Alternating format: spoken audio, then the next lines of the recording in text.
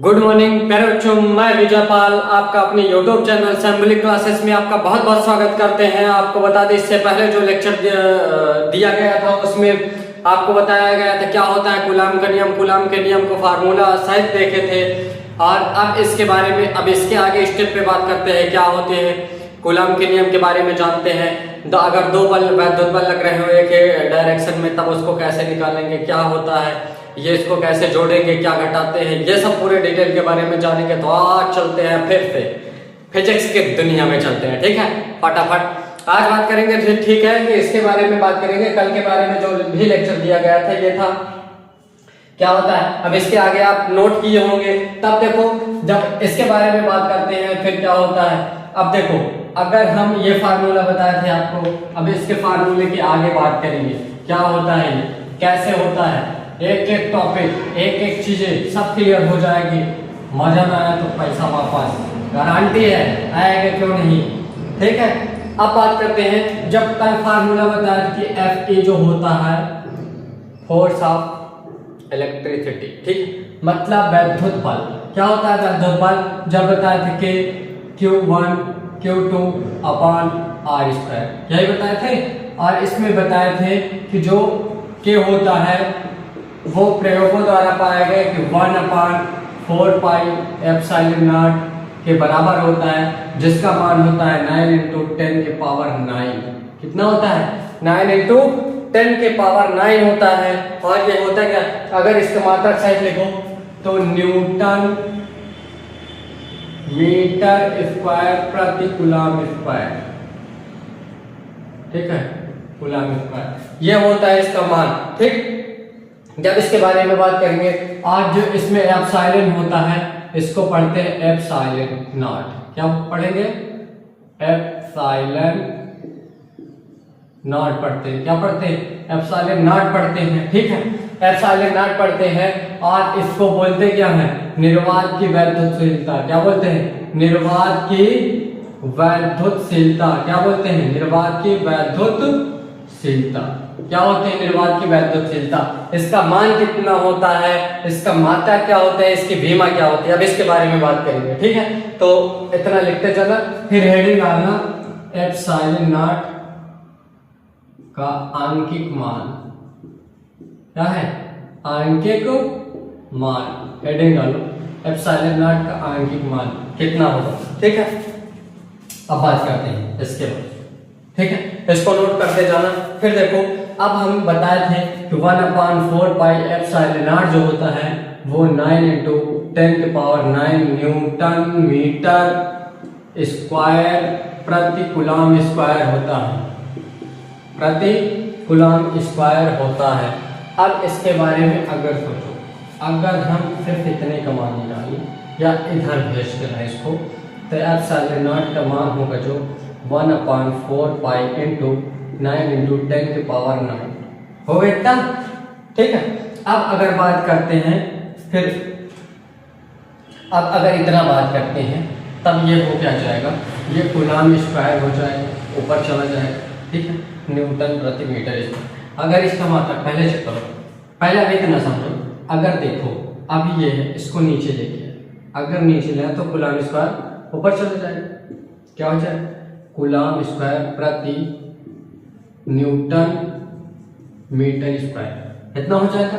अगर सोचो पाई का मान 22/7 होता है, एप्सिलॉन नॉट बराबर 1/4 × 3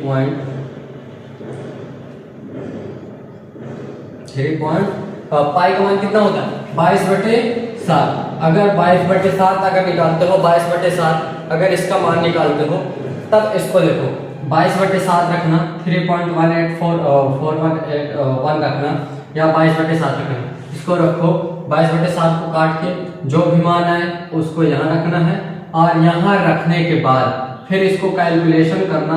एप्सिलॉन नॉट का मान जो आएगा 8.85 × 10 के पावर कितना आना चाहिए, कैलकुलेशन करके बताना, 10 के पावर -12, ठीक है, कूलम स्क्वायर प्रति न्यूटन मीटर स्क्वायर, ठीक है। ये होगा मान, निर्वात की वैद्युतशीलता का मान, ठीक है। इतना नोट कर लो, फिर आगे चलते हैं, ठीक है। अब इसके बाद बात करते हैं, इसका आंकिक मान निकाल चुके हैं। आंकिक मान के बाद अब इसके क्या निकालेंगे, मात्रक निकालेंगे और बीमा। मात्रक तो वैसे भी यहाँ से निकल सकता है आराम से, ठीक है, कोई दिक्कत है नहीं है, ठीक है, अच्छे से पढ़ते जाओ। और इसकी अब बीमा निकालते हैं, ठीक है, बीमा निकालते हैं, स्क्रीनशॉट ले लिया करो तुरंत, ठीक है। अब बात करते हैं बीमा, क्या होती है बीमा। 11th में बीमा निकालना तो अच्छे से सीखे ही होगे, वैसे भी नहीं सीखो तो सीखना है, ठीक है। हाँ, अब बात करते हैं सबसे पहले एप्सिलॉन की बीमा, एप्सिलॉन नॉट की बीमा। क्या होती है एप्सिलॉन नॉट की बीमा, इसके बारे में बात करें। अगर सोचो फार्मूला क्या पढ़े, एप्सिलॉन बराबर क्या पढ़े अभी क्या पढ़े हो कि मतलब देखो यहाँ से चेक करो, एफ बराबर क्या पढ़े हो 1/4 pi epsilon naught Q1 Q2 upon r square पढ़े हो। अगर सोचो हम एफ को इधर भेजे, एप्सिलॉन नॉट इधर लेके हैं, भाग में इधर आ जाए, एप्सिलॉन नॉट बराबर हो जाएगा 1/4 पाई एप्सिलॉन, वो सॉरी एफ हो जाएगा F R square into Q1 Q2, ठीक है। एप्सिलॉन नॉट की बीमा मतलब, और ये कांस्टेंट है, न्यूटन बल की बीमा और लंबाई की बीमा, ठीक है, और कूलॉम की बीमा अगर निकाले रखे मान तब निकल के आएगा, चेक करो। एप्सिलॉन नॉट की बीमा जो होगी, बीमा बराबर, क्योंकि बीमा मतलब आवेश की बीमा क्या होती है 80 फिर 80 हो जाएगी, फिर अपान 4 पाई जो होता है वो कांस्टेंट होता है, और कांस्टेंट की कोई बीमा नहीं होती, जो अल्फा बीटा गामा कुछ भी आएगा तो उसकी बीमा नहीं हुआ करती है, ठीक है, तो ये कांस्टेंट है। और न्यूटन की बीमा क्या होती है, बल की बीमा, ठीक है, बल की बीमा क्या होती है MLT-2, क्या होती है MLT-2, MLT-2 बल की बीमा होती है, और आर की बीमा हो जाएगी L2 हो जाएगी। अगर यहाँ से निकालो ऊपर भेजो तो एप्सिलॉन नॉट की बीमा जो होगी, बीमा होगी वो कितना हो जाए, इसको भेजो ऊपर, या तो पहले सॉल्व करो, A2 T2 हो जाएगी ऊपर। अब इसको देखो ML3T-2 इतना हो जाएगी। अब इसको और आगे देखो, अगर इसको भेजो M-1 L ऊपर जाएगा माइनस में, L-3 T माइनस में 2 ऊपर जाएगा, प्लस में 2 और 2 4 हो जाएगा, T4 और A2 यही हो जाएगा, ठीक।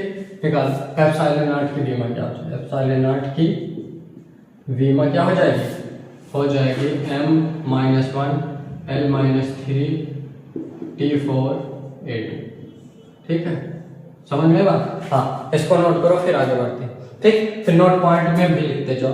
कूलॉम के नियम में आवेश का जो मान होगा, आवेश का मान, तो पहले देखो इसको अच्छे से डिस्क्राइब करते हुए लिखते जाना, ठीक है। हाँ, कूलॉम के नियम में आवेश का मान चिन्ह सहित नहीं रखते हैं, ठीक, चिन्ह सहित नहीं रखते हैं, ठीक है। फिर दूसरा पॉइंट लिख लो, यदि किसी निकाल, चलो इसको लिखो फिर समझाते हैं, ठीक है, स्क्रीनशॉट लो फिर आगे बढ़ते हैं, ठीक, स्क्रीनशॉट लो फटा, फिर उसके बाद बताते हैं दूसरा पॉइंट क्या है। दूसरा पॉइंट देखो, अगर मान लो अभी सिर्फ हम बोल दें कि जो आवेश है वो आवेश है, अगर मान लो किसी माध्यम में n आवेश हो, किसी माध्यम में मान लो आवेश में दो आवेश है, दो आवेश है, तो इसमें से जो बलों की संख्या होगी, या ऐसा चेक करो, अगर यहाँ से मान लो कोई एक आवेश ये है, एक आवेश ये Q1 Q2, यहाँ पे जो बल की संख्या होगी वो 1 होगी। अगर सोचो कोई आवेश 3 कर दे तो 1 2 और 1 2 3 हो जाएगी। अगर सोचो 4 कर दे तो ये ऐसे होगी, 1 2 3 4 5, 1 2 3 4 5 6 हो जाएगी। जब मतलब 1 2 आवेश रखे तब बलों की जो संख्या रही वो 1 रही। जब 3 किए तब 3 हो गई, 3 किए तब 3 हो गई। अगर सोचो अब 4 कर दिए तो 6 हो गई। तो इसके लिए अगर मान लो किसी माध्यम में लिख लो डॉट पॉइंट में, किसी माध्यम में n आवेश हो तो क्या n आवेश हो तो उनके बीच लगने वाले बलों की संख्या जो होगी, बलों की संख्या n-1/2 होती है। लिख लो नोट पॉइंट होती है, ठीक है, लिख लो। उसके बाद इसके साथ लो, फिर आगे बढ़ते हैं, ठीक है, ठीक, फिर लिखो फटाक से,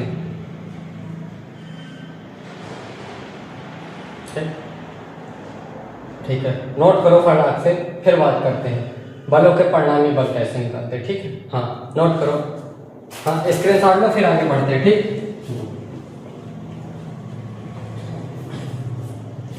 अब देखो, अब बात करेंगे यदि क्या है कि किसी बलों के परिणामी बल ज्ञात करना। क्या है? बलों के परिणामी बल ज्ञात करना। बलों के परिणामी बल ज्ञात करना। क्या है? बलों के परिणामी बल ज्ञात करना। बलों के परिणामी बल, यदि किसी आवेश पर दो बल समान दिशा में लगे हों, यदि किसी आवेश पर दो बल, क्या है, किसी आवेश पर दो बल, मान लो एक आवेश है, इस पे दो बल, एक इधर और दूसरा भी F1 और F2 एक ही दिशा में लग रहे हैं, तब उसका परिणामी बल जो निकालते हैं उन दोनों बलों को योग कर देते हैं। तो लिख लो इसमें, यदि किसी आवेश पे, पहला पॉइंट लिखो, यदि किसी आवेश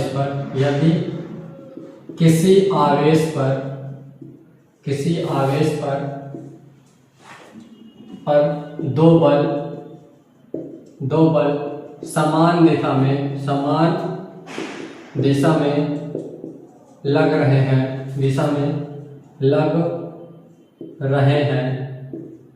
रहे हैं तो उसका परिणामी बल F बराबर F1 प्लस के F2 होता है। लिख लो पहला पॉइंट, ठीक है। तो परिणामी बल इतना होगा, ठीक है, इसको। फिर दूसरा पॉइंट लिखो, यदि किसी आवेश पर दो बल विपरीत दिशा में लग रहे हों, यदि, और इसकी दिशा वही होगी, लिख लो इसको भी, दिशा जो दोनों बलों की, दिशा जो दोनों बल की है, ठीक है, जो दोनों बल की है, ठीक। अब देखो, यदि किसी आवेश पर दो बल विपरीत दिशा में, कहते हैं विपरीत दिशा में लग रहे हैं तो उसका परिणामी बल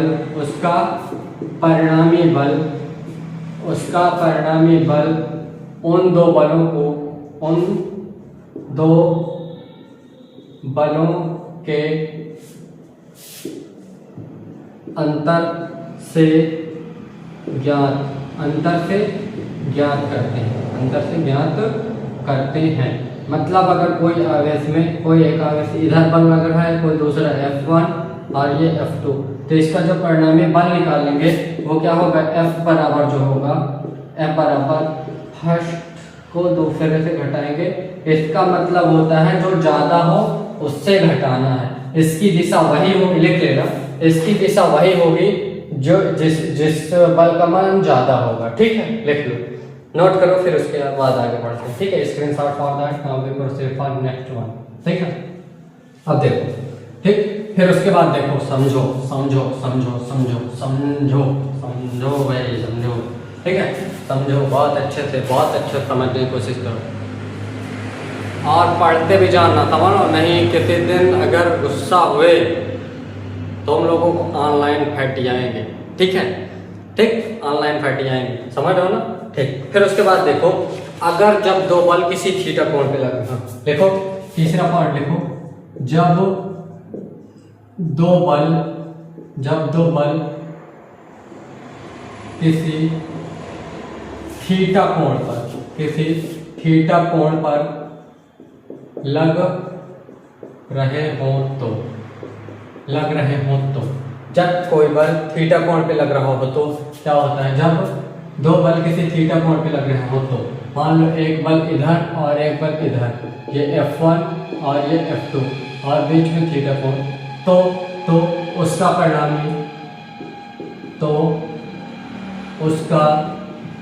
परिणामी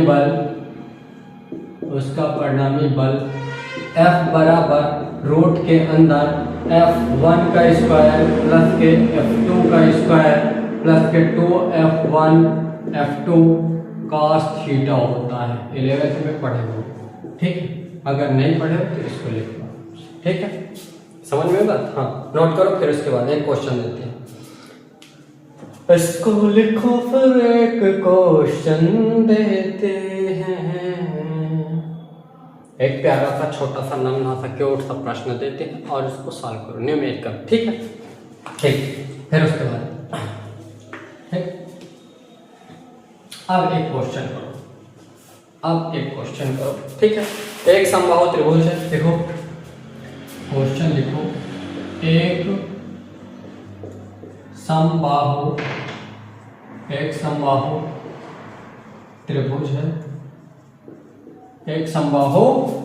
है जिसके तीनों शीर्ष पर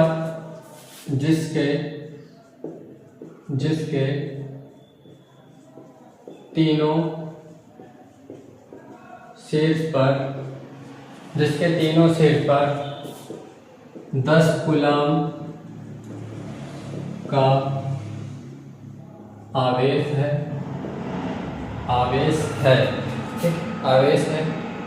समबाहु त्रिभुज क्या है?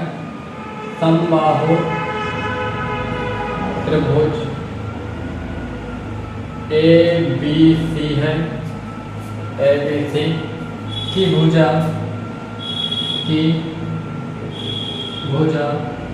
1 मीटर, भुजा 1 मीटर है, तो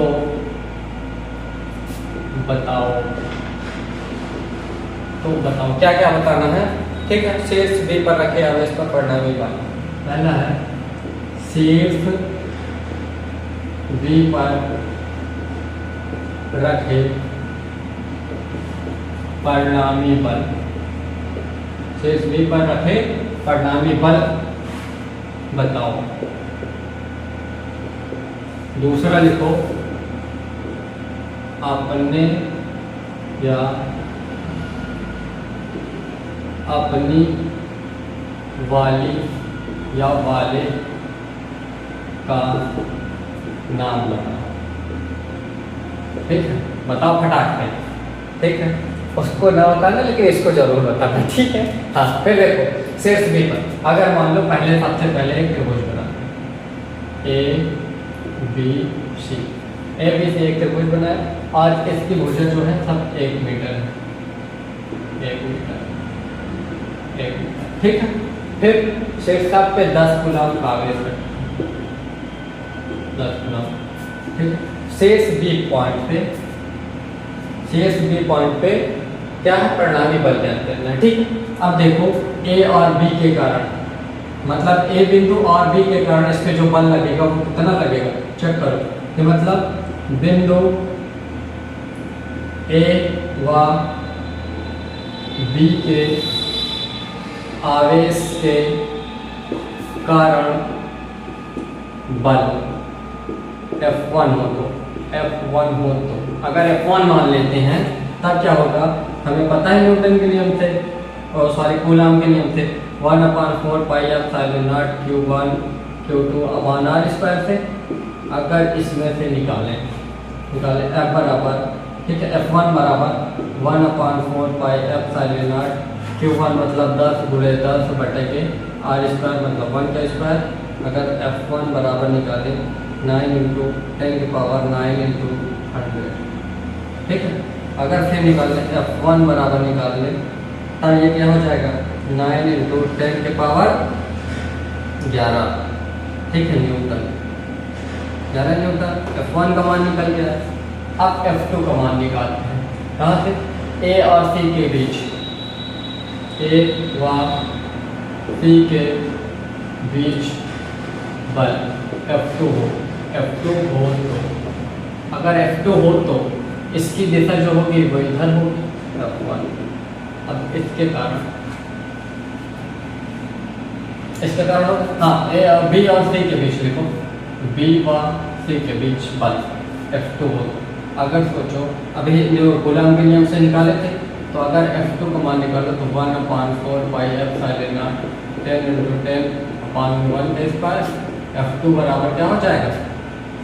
F2 बराबर चेक करो, अगर देखो 9 × मतलब F1 और F2 लगभग दोनों बराबर ही आएगा, ठीक है। इसको लिख लो 9 × 10⁻11 न्यूटन, और इसकी जो डायरेक्शन होगी ये है F2, और यहाँ पर जो थीटा कोण बन रहा है ये, ठीक है, समबाहुत्रिभुज, ठीक, समझ। अब इसका जो कोण होगा, वो 60 डिग्री होगा। क्यों? क्योंकि ये भी समबाहुत्रिभुज के प्रत्येक कोणों का मान 60 डिग्री होता है। 60 डिग्री होगा तो ये भी 60 डिग्री होगा। अगर हम बिंदु B पर परिणामी बल ज्ञात करें, परिणामी बल F हो तो, अगर F हो, चेक करो, अगर F हो तब क्या करते हैं? F बराबर रूट के अंदर F1 का स्क्वायर प्लस के F2 का स्क्वायर प्लस के F, अगर इन सबको यक्स मान लो, ठीक है, माना यक्स मान लो, ठीक है, प्लस के 2F1 F2 cos थीटा। अगर इसमें चेक करो, अगर F बराबर निकालो तो यक्स का स्क्वायर प्लस के यक्स का square plus 2F1 2x × x, फिर cos थीटा मतलब cos 60 डिग्री, cos 60 डिग्री। अगर यहाँ से F बराबर निकालो, ये क्या हो जाएगा? 2x² प्लस के 2x² cos 60 डिग्री, cos 60 का मान बताओ तुम लोग, cos 60 डिग्री, ठीक है। cos 60 का मान कितना होता है? बोलो, √3/2, बोलो, 2/√3 क्या होता है? 2/√3 ना, ठीक। F बराबर, इसको बाहर कॉमन ले लो, इसको कॉमन ले लो, रूट के अंदर 2, ठीक, हाँ, 2x² plus 2x² plus cos 60 degree. अब इसमें देखो F बराबर क्या करना है, इसमें से 2x² कॉमन ले लो, बचा क्या? यहाँ बचे 1 प्लस के cos 60 डिग्री रूट के अंदर। अब इसमें से x बाहर करो, x अगर बाहर करोगे F बराबर x बाहर कर लो, x² है तो जोड़ा निकल आएगा, ये बचे कितना? 2 प्लस के 2 cos 60 डिग्री। अब x का मान ये वाला रख देना और cos 60 का मान रख के मान निकालो, ठीक है, यही आंसर है, ठीक, चेक करो, ठीक, समझ में बात, ठीक है। फिर अब आज के लिए इतना ही रखते हैं, बाकी अगले लेक्चर की बात करेंगे। अगले लेक्चर में फिर 1-2 न्यूमेरिकल लगवाएंगे, फिर उसके बाद आवेशों के बीच संतुलन स्थिति समझते हैं, संतुलन स्थिति के बारे में जानेंगे क्या होता है, फिर कूलॉम के नियम का सदिश रूप पढ़ेंगे, ठीक है। और इसी बेस से पूरा एक चीज़ें चलती रहेगी, ठीक है। तो आज के लिए फिर पढ़ेंगे वैद्युत क्षेत्र क्या होता है, वैद्युत क्षेत्र के बारे में सीखेंगे, ठीक है, तो उसके बारे में अध्ययन करेंगे। तो आज के लिए इतना ही। प्यारे बच्चों, खुश रहो, ऑल द बेस्ट, पढ़ते लिखते रहो, ठीक है, थैंक यू।